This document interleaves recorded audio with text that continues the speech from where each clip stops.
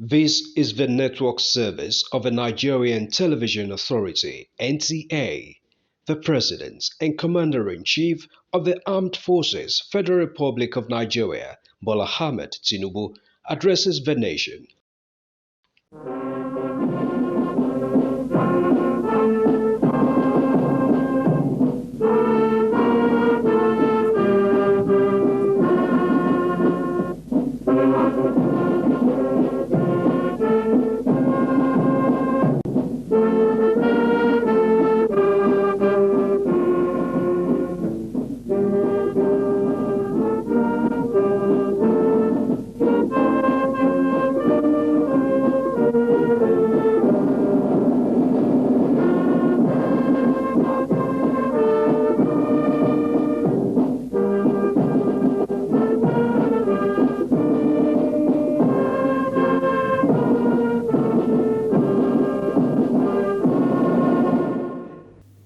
My fellow citizens, I want to talk to you about our economy. It is important that you understand the reasons for the policy measures I have taken to combat the serious economic challenges this nation had long faced. I'm not going to talk in difficult terms by dwelling on economic jargon and concepts. I will speak in plain, clear language so that you know where I stand. More importantly, so that you see and hopefully will share my vision regarding the journey to a better, more productive economy for our beloved country.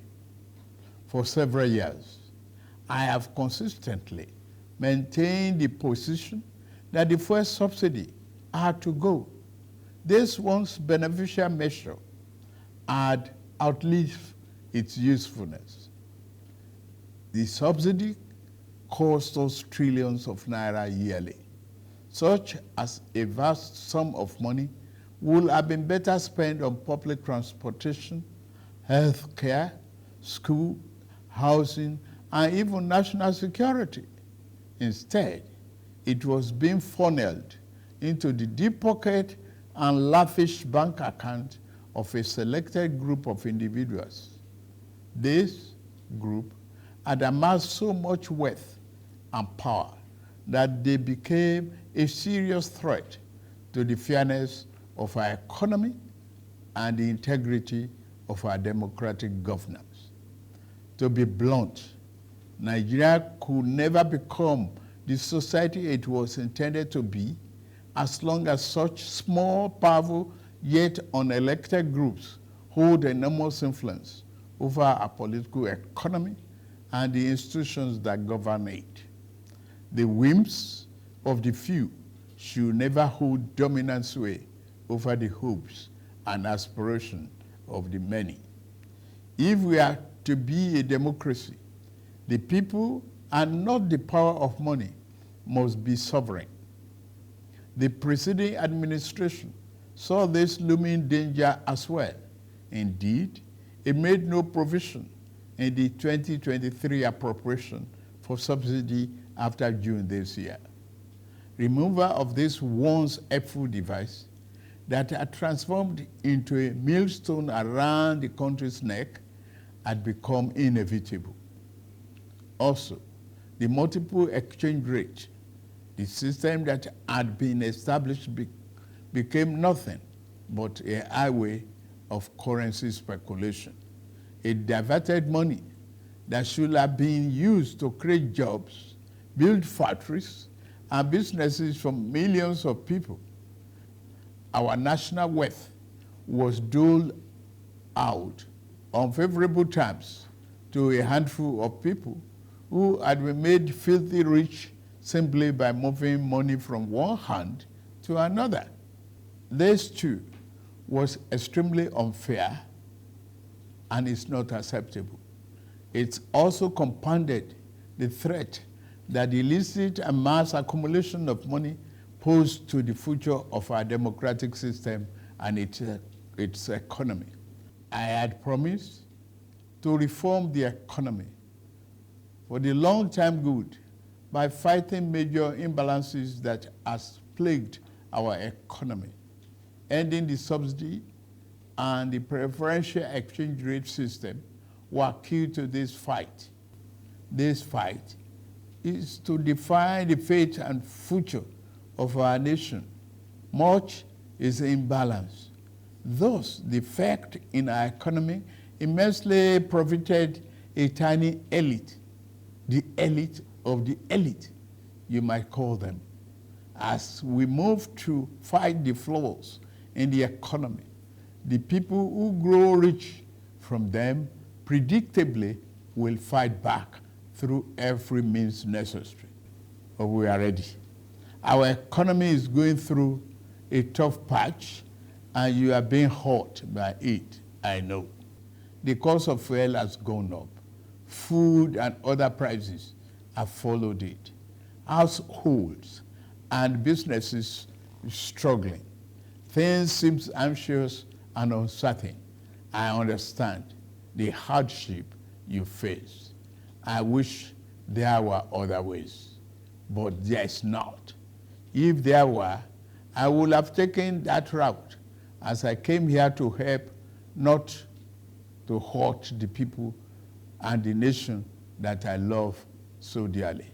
What I can offer in the immediate is to reduce the burden of current economic situation, which has imposed on all of us, most especially on businesses, the working class, and most vulnerable among us. Already, the federal government is working closely with states and local governments to implement interventions that will cushion the pains of our people across socio-economic brackets. Earlier this month, I signed 4 executive orders in keeping with my electoral promise to address unfriendly fiscal policies and multiple taxes that are stifling the business environment. These executive orders on suspension and deferred commencement of some taxes will provide the necessary buffers and headroom to businesses in manufacturing sector to continue to thrive and expand. To strengthen the manufacturing sector, increase its capacity to expand and create good paying jobs, we are going to spend $75 billion between July 2023 and March 2024. Our objective is to fund minimum of 75 enterprises with great potential to kickstart a sustainable economic growth, accelerated structural transformation, and improved productivity. Each of these 75 manufacturing enterprises will be able to access 1 billion credit at maximum of 9% per annum, with maximum of 60 months repayment for long-term loans and 12 months for working capital. Our administration recognizes the importance of micro, small, and medium-sized enterprises and the informal sector as the drivers of growth. We are going to energize this important sector with $125 billion. Out of the sum, we will spend $50 billion conditional grant to 1 million nano businesses between now and March 24. Our target is to give a minimum of 50,000 each to 1,300 nano businesses owners in each of the 774 local governments across the country. Ultimately, this program will further drive financial inclusion by onboarding beneficiaries into the formal banking system. In like manner, we will fund 100,000 MSMEs and startups with 75 billion. Under this scheme, each enterprise promoter will be able to get between 500,000 and 1 million at the maximum 9% interest per annum, and repayment period of 36 months. To further ensure that food prices and the items remain affordable, we have had a multi-stakeholder engagement with various farmers and associations and the operators within the agricultural value chain.